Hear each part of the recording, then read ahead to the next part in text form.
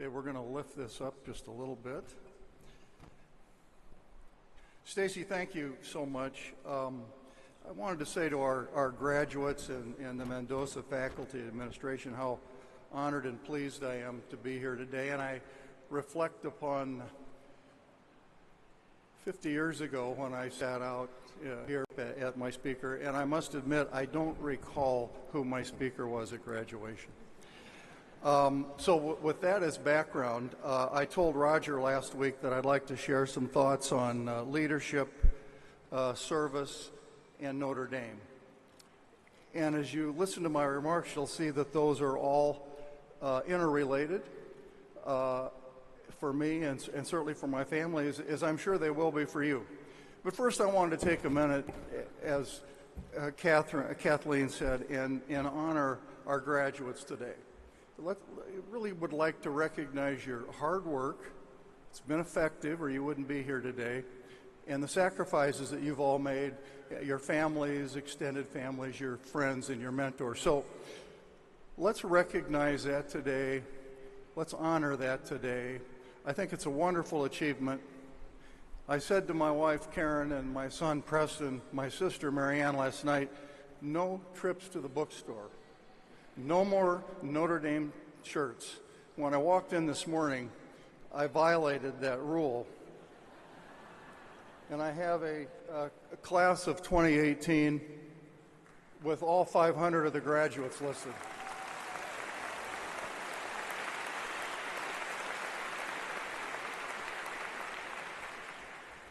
I'm going to wear that September 1st when we beat Michigan.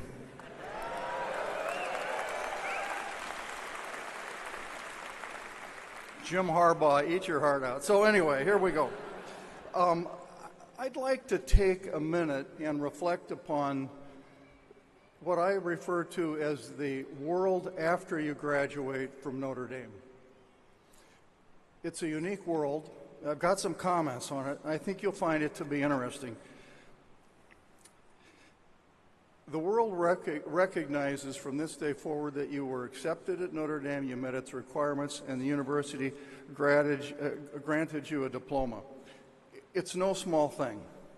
So from this day forward, you all will be the beneficiary of what I call Notre Dame brand equity. Now, you all just took advanced marketing courses, and so I don't want to speak down to you because you know more than I do about this, but I do remember from my marketing classes that a brand image needs to be simple, direct, and have impact. As a Notre Dame graduate now, when you walk into a room, you join a team, take on a new assignment, maybe interview for a new job, you will do that with Notre Dame branded on your forehead, whether you realize it or not. And therefore, it will be assumed that you have some characteristics. And I want you to listen to this list because it's a wonderful list. It will be assumed that you are conscientious, organized, and dependable, that you're intellectually curious, open to change. Not many are. You're technically sound with your new degrees. You have strong teaming skills, and importantly, your teammates trust your loyalty and your honesty. No small thing in today's world where aligned teams usually win the competition. My last two comments here are my favorites. You have grit, you have courage, and lastly, your soul and your ethics cannot be bought. Now, how great are those attributes?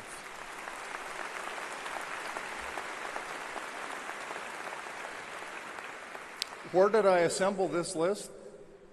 50 years in the marketplace, visiting with CEOs, recruiters, executive search firms, peers, competitors. It's real, it has impact, and it will be your competitive advantage. Now there's a catch. I would ask you today to accept the challenge and the responsibility of continuing to build that brand. The reason that I benefited, you all will benefit from this, is that many graduates that preceded us built that brand equity over 175 years. We have 140,000 living Notre Dame alumni today in this country. So we need to cherish what they've done for us, and I would encourage all of you to accept the challenge. Let's take this to another level. Let's do that. We know that Notre Dame is unique in its combination of service and business, and I want to tell a story about that. 30 years ago, I came back with Karen and my family from London to Chicago, nice promotion, had built a merchant bank in London, so forth and so on. And my assistant came in and said, Mr. Andy McKenna wants to have coffee with you today.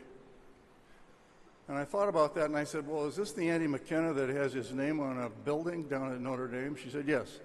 I said, is this the Andy McKenna that's chairman of the Board of Trustees at Notre Dame? Yes. Is this the guy that's chairman of McDonald's? Yes.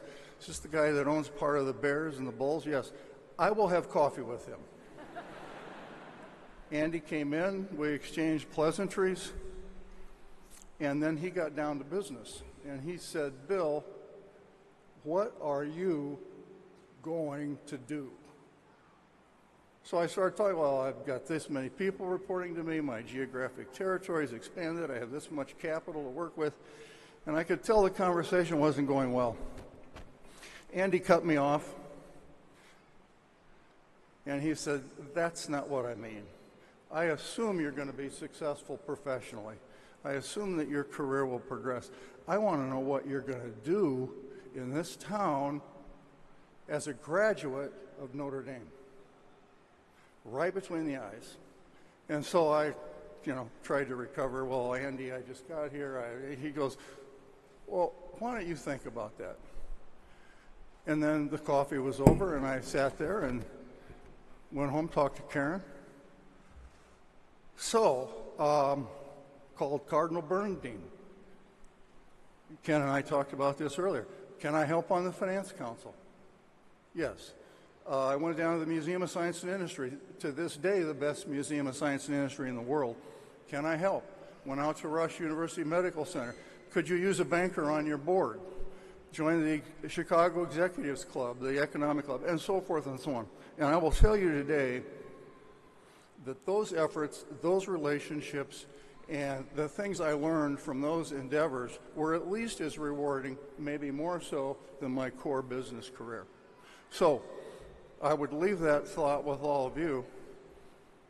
What are you going to do? And how are you going to go about it? I'd like to think I would have done some of those things if Andy McKenna had not come in and hit me between the eyes. I'm not so sure. So I asked Andy a week ago, Monday, can I share this story with 500 graduates? And he says, by all means. So anyway, Andy, wherever you are today, thank you for that, and I've passed it along. We now have 140,500 graduates of Notre Dame. My Notre Dame relationship started many years ago. Tell a story about my father, because I'm going to work that into leadership. I was filling out an application in a little farm town, Lake City, Iowa, where I grew up, to the University of Iowa, to Iowa State at Ames, and I had a Notre Dame application. He came home. He said, what are you doing? I said, I'm filling out college applications. He graduated from high school when he was 16, 2 months before the great crash, 1929. No college education there. So he looked at the applications, and he pulled Notre Dame, and he handed it back to me, and he said, why don't you just send this one in first?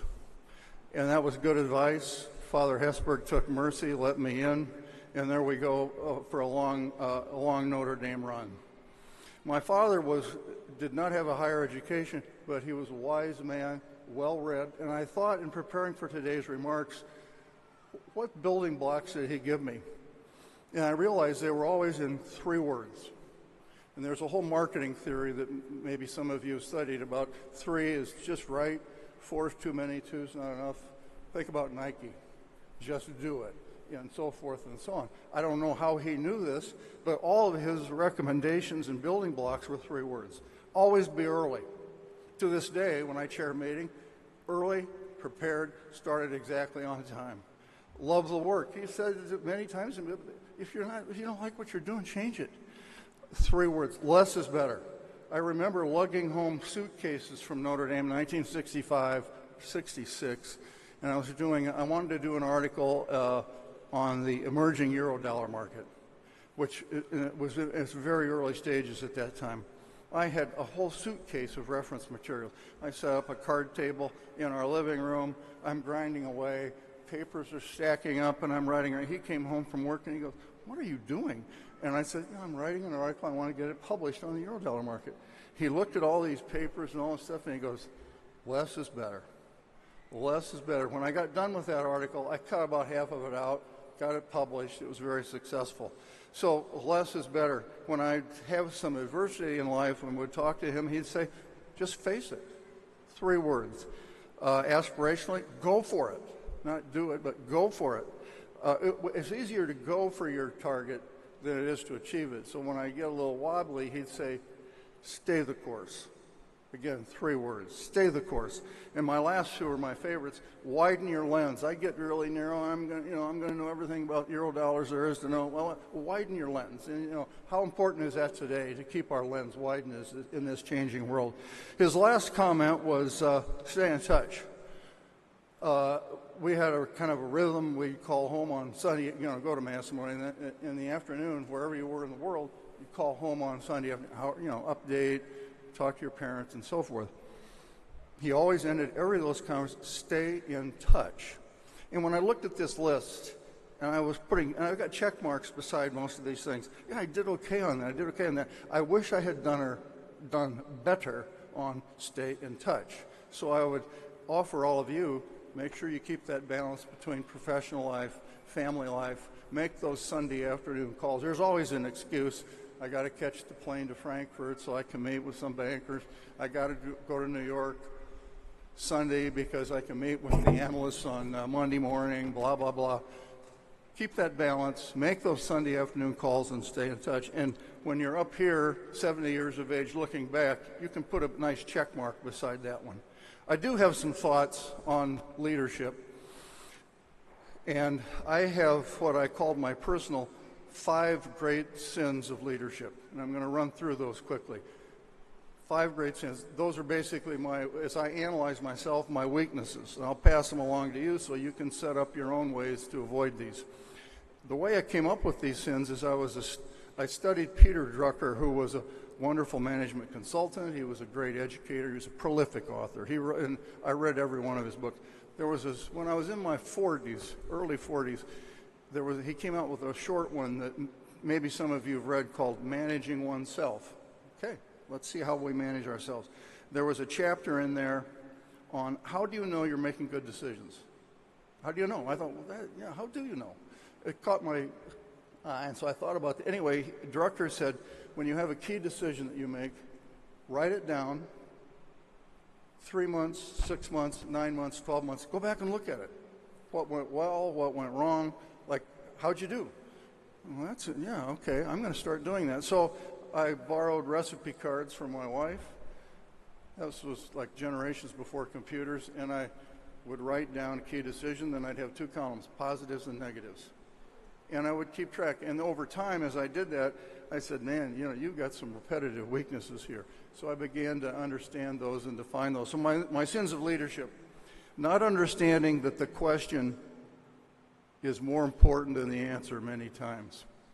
Early in your careers, particularly with your new Notre Dame skills, questions are pretty direct, they're pretty simple. You get the question, you answer the question, you move on to the next one successfully. I love to answer questions.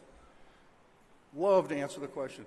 As you move up, questions get less defined, a little more complicated, a little harder to answer. But I still wanted to answer the question. And I found out through my analysis, a lot of times I was answering the wrong question because I hadn't, delved into the question enough. So think about that. Put a diverse team on the question and make sure you get the question right before you run to answer it. It's important. Second sin was letting my information that I was basing decisions upon get filtered. In the large corporations, and many of you are headed that way, the pipes bring all this information into you. I discovered, unfortunately, belatedly, the good news comes in right away. The bad news comes in slower, and sometimes it doesn't come in at all. So you got to find a way to build unorthodox feedback loops at the edges of your organizations where change is really occurring. Third sin, unwillingness to confront reality. I was just slow. I was slow pulling the trigger. How many meetings was I in? Bill, it'll get better next week. Next quarter, it's going to turn around. With more time, almost always, more time didn't solve it. And I said to myself at some point, maybe in my early 50s, from now on, I'm going to be aggressive, I'm going to be early, and I'm going to pull the trigger. And my decisions got better from that day forward. Fourth sin, underinvesting in human capital. I was great at putting teams together, diverse teams, helping lead, strategy, execute, get to the next level. But the next level, you need different skills. And I was always perennially late on adding capital at the right time. It's a long lead time, as you all know, to develop a professional executive in a complex organization. It takes 12 to 18 months. If you're a year late, you're always going to be stressing your team, the breadth and depth won't quite be there, and you'll slow down your growth. Key sin. Last sin, for those of you that are fortunate enough or unfortunate enough to be CEOs, get in that corner office. My last sin was chasing unrealistic capital markets expectations. I'll never forget Navigant. I took over. Okay, here's my chance to really be the CEO. Work hard. First quarter we're coming in, $1.50 a share. $1.50 a share. Well, that's pretty good. That's better than I thought we could do. Then the investor relations person comes in, the CEO comes, but Bill, the street has this at $1.54. Well, okay, well, we don't want to have a miss, so where do we find that 4 cents? Well, we're going to cut back on travel, we're going to hire a few less people, we'll control blah, blah, blah. All short-term decisions. And it took me 4, 5, 6, 7 quarters of short-term decisions like that before I learned every time I did that, I was depreciating and destroying long-term value. Don't let a 28-year-old analyst tell you how to run your company. You know, you figure it out, you communicate aggressively, and then when there's a miss, it'll be his or her miss, it won't be your miss. So those are my 5 sins. And what I did is I developed managerial habits once I knew what my weaknesses were. As you will want to develop your own managerial habits so you can protect and develop protect your strengths and protect against those weaknesses. I did build unconventional feedback loops. I got diverse teams to help me with complicated questions. I really worked on self-awareness and took responsibility for my own development and feedback. I said to Karen the other day, you know, all those performance appraisals I had for 50 years, no one told me about my weaknesses. No one. I had to figure them out on myself. So remember that. Got to take responsibility for your own learning. One quick story, and then we'll wrap how this stuff comes together. Let's go back to 2007. Ken would remember this. John Affleck Graves would remember this. Economies had 3 or 4 years of robust growth. Navigant is like pumping, right? We are heroes. We're $1 billion company. We really know what we're doing. Everything's good. All the information looks good. We put our plan together. We go to the board. Unanimously approved budget for 2008. Everything's good. That was about Thanksgiving. So then you've got 2, 3, 4 weeks in the run up to Christmas. So I started hitting my unconventional feedback loops. Wait a minute. It's all negative. JP Morgan Chase is saying this. B of A is saying that. This energy stuff is soft. Like, well, where was that when we put our plan together? All negative. Went out and had Christmas, holiday, came back, put a diverse team together that I trusted. What's going on out there? Make your calls. Let's talk to clients. We got to figure this out. We have a complete contrast between our information flow through the pipes and what we're hearing unconventionally. So we spent a week on that. I called a board meeting on January 14th, 2008, and I said, we went this morning to what I call DEFCON 4. DEFCON 1 is, hey, things are a little bit weaker. We better tighten up some things. 2 is, you know, it's not good. We're going to have to do some cuts. 3 is, boy, this is really serious. 4 was full, we call it full metal jacket. We got to just strip down and go to work here. And I'll never forget, we made this announcement over a speakerphone. It was a telephonic, unscheduled board meeting. It was like a long, long, long pause, and one of the directors said, well, what happened to 1, 2, and 3? And I said, we don't have time. We got to get after this. I'm telling you, something really strange is going to happen. So act aggressively, confront reality, build unconventional feedback loops, put a diverse team on it. All those things came together. Probably one of the better decisions that certainly I made in my career. Remember, later that year, Lehman fails, stock market goes down 50%, unemployment goes from like 3% to 10 almost overnight. Navigant, our company, came through it stronger, much better position than our competitors, and we created great value. So, lessons learned, lessons applied. Just share that story with you. So let me wrap on a note of optimism here for all of you. I had dinner with Warren Buffett one time, and he asked if I wanted to reach into the urn of life and pull out a new ball. I said, well, you know, I'm the only guy here I was at a NetJets dinner, and I was the only guy who didn't have a plane. And I said, well, you know, I may want to reach in there and get a ball that has a plane. And he said, but now remember, you know, there's a 50% chance you're going to, remember, 50% chance you're going to have a sex change. I pulled my hand back. I said, well, I'm not so sure I want to reach in there, Warren. But anyway, you all have pulled the golden ball out of the urn in terms of this economy. You don't get to pick your economy when you graduate. This economy is hopping right now. It's $20 trillion run rate. We're the best notwithstanding popular lore, we are a manufacturing monster. 18 of the 22 economic output categories that an economy has, we're first or second. We are number one in technology. We're exporting $200 billion a month. Very broad, very deep, very diverse, growing. It's in good shape. So congratulations on picking the right economy and getting the golden ball. I could go on about the economy, but you get the message here. Betting against our economy, our management teams, has been a losing proposition. You all now get to join those management teams. And my proposition to you is take your skills, join these teams, make them stronger, use that Notre Dame competitive advantage to your advantage, hopefully accept the challenge of strengthening our Notre Dame brand, and make sure you answer that question. What are you going to do? So thank you very much. It's been a pleasure to be with you this morning.